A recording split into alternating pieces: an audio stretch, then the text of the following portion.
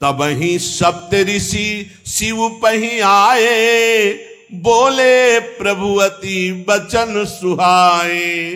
पार्वती पही जाए तुम प्रेम परीक्षा लेहु, गिरिहि पेरि पठयउ भवन दूरी करेहु संदेहु। भगवान श्री हरि अंतर ध्यान हो गए। इतने में देखा सप्तऋषि आए। भगवान देवादिदेव महादेव की दंडवत की। महादेव जी ने कहा बहुत अच्छे अवसर पर आए, जाओ एक सेवा तुम्हें दे रहे हैं। तुम पार्वती जी तप कर रही हैं मेरे लिए, तुम उनकी प्रेम परीक्षा लो और फिर परीक्षा में पास हो जाने पर हिमवान को प्रेरित करके उनको घर वापस करो, पार्वती जी का संदेह दूर कर दो, जाओ। प्रणाम किया। सप्तऋषि आज्ञा का पालन करते हुए पार्वती जी के पास पहुंचे। उस समय देखा ऋषिन गौरी देखी ताहा कैसी, मूर्ति मंत तपस्या जैसी। देखा मानो मूर्तिमान तपस्या बैठी वैसे भगवान शिव के ध्यान में मग्न अंबा।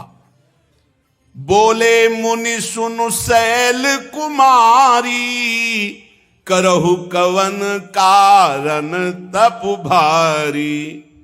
ऋषि जन गए तो सोचा माता जी आंख कैसे खोलेंगी। नमः पार्वती पते हार हार हार महादेव। माता जी आंख खोला, क्योंकि प्रीतम का नाम ही आंख खुलवा सकता है। सप्तऋषियों को देखा, आदर दिया, आओ विराजो। सप्तऋषियों ने कहा बस ऐसे ही जा रहे थे, देखा आप तपस्या में संलग्न हो। इतनी कठोर तपस्या तो भूतो न भविष्यति, पर आप चाहती क्या हैं? के ही अवराधहु का तुम चाहू, हम सन सत्य मरम किन कहू। क्या चाहती हो? किसकी आराधना कर रहे हो? क्या फल है आपकी इस तपस्या का? आप कृपा करके वर्णन करेंगे? मुस्कुरा दिया माता जी। कहत बचन मनु अति सकुचाई, हंसी हो सुनी हमारी जड़ताई।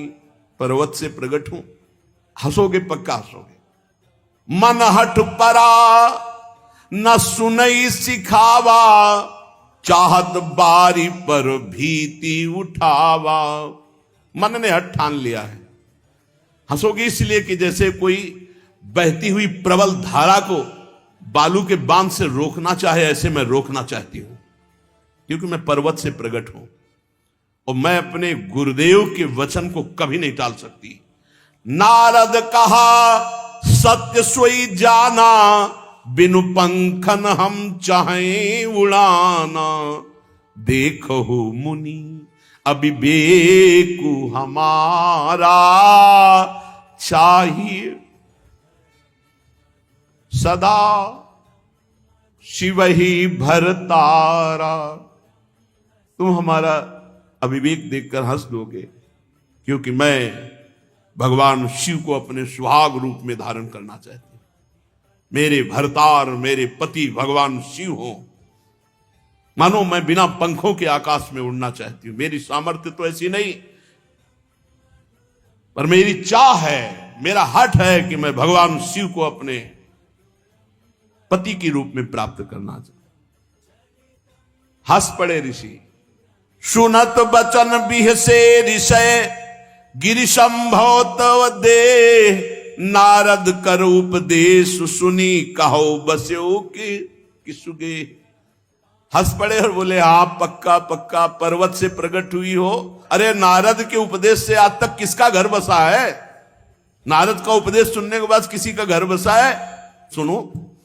दक्ष सुतन उपदेश निजाई, तिन फिर भवन न देखाई। दक्ष के पुत्र थे, उपदेश कर दिया, आज तक लौट कर घर नहीं आए। चित्रकेतु कर घर उन घाला, चित्रकेतु का घर बर्बाद कर दिया। कनक कशिपु कर पुनिय सहाला, हिरण्यकश्यप का घर बर्बाद कर दिया। प्रहलाद जी को उपदेश दे दिया, सब चौपट हो गया। नारद सिख जे सुनहि नर नारी, अवश्य भवन तज होई भिखारी। नारद का जिसने जिसने उपदेश सुना घर छोड़ करके बर्बाद हो गया। और आप बताएं, आप जिन गुरु की इतनी महिमा गा रहे हो नारद जी की, मन कपटी तन सज्जन चीन्हा, आप सरिस चाहें सब कीना। मन कपटी है, बड़े सज्जन भेष में रहते हैं, लेकिन उपाय यही रहता है सबको अपने जैसा ही बनाना चाहते हैं। उन नारद जी की बात कर रहे हो आप। तेहि के बचन मान विश्वासा, तुम चाहो पति सहज उदासा। निर्गुण नीलज कुबेश कपाली, अकुल अगेह दिगंबर ब्याली। नारद जी की बात तो कर रहे ना। आज तक किसी का घर नहीं बसा, सब चौपट हुआ जिसने जिसने उनका उपदेश सुना। और आप भी कैसा पति चाह रहे हो नारद जी के उपदेश से?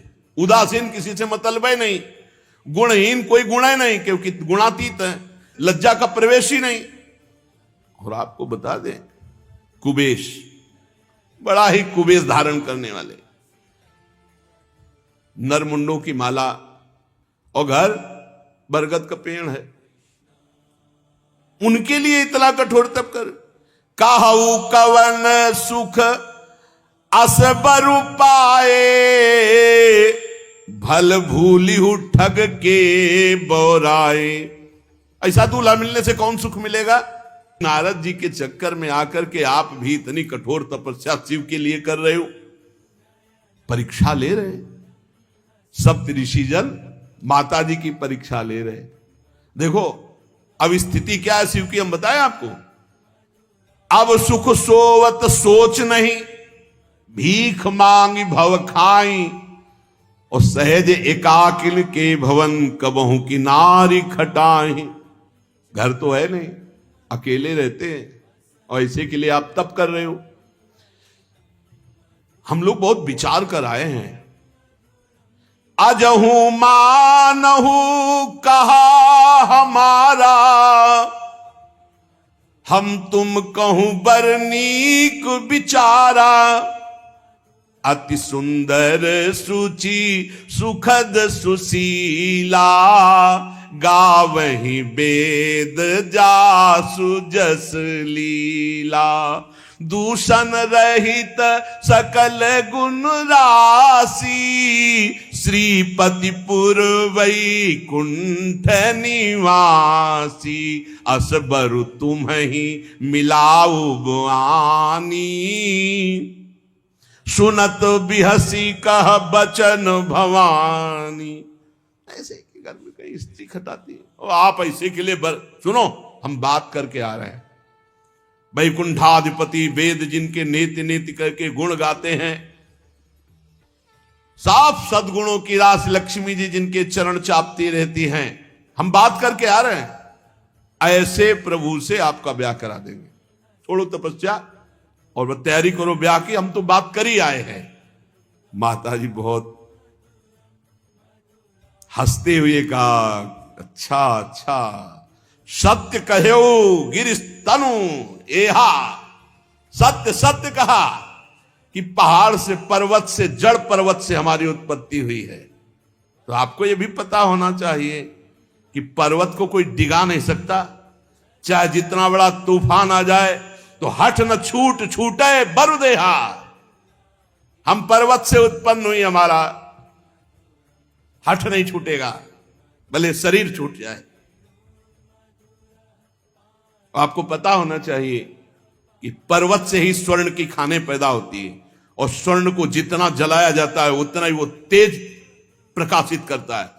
तुम जितना हमारे विपरीत बोलोगे उतनी हमारी निष्ठा और पक्की होगी। आपने नारद जी के प्रति, हमारे गुरुदेव के प्रति ऐसा कहा, क्यों कपटी हैं? तो आप सुन लीजिए। नारद बचन न मैं परिहरऊं, बसे भवन उजरे नहीं डरऊं। गुरु के बचन प्रतीति न जेही, सपने हूं सुगम ना सुख सिद्धि तेहि। मैं अपने गुरुदेव नारद जी के वचन नहीं छोड़ सकती, चाहे भवन बसे, चाहे उजड़ जाए, आज ही सब नष्ट हो जाए, इसकी मुझे कोई परवाह नहीं।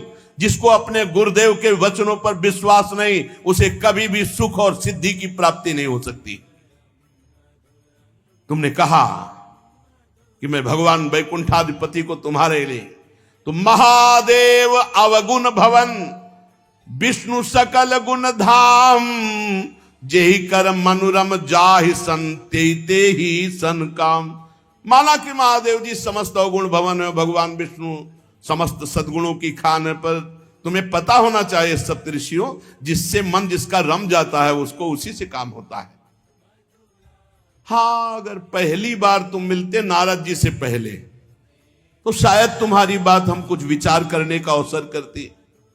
जो तुम मिलते हो प्रथम मुनीषा, सुनती हूं सिख तुम्हारे धर शीशा।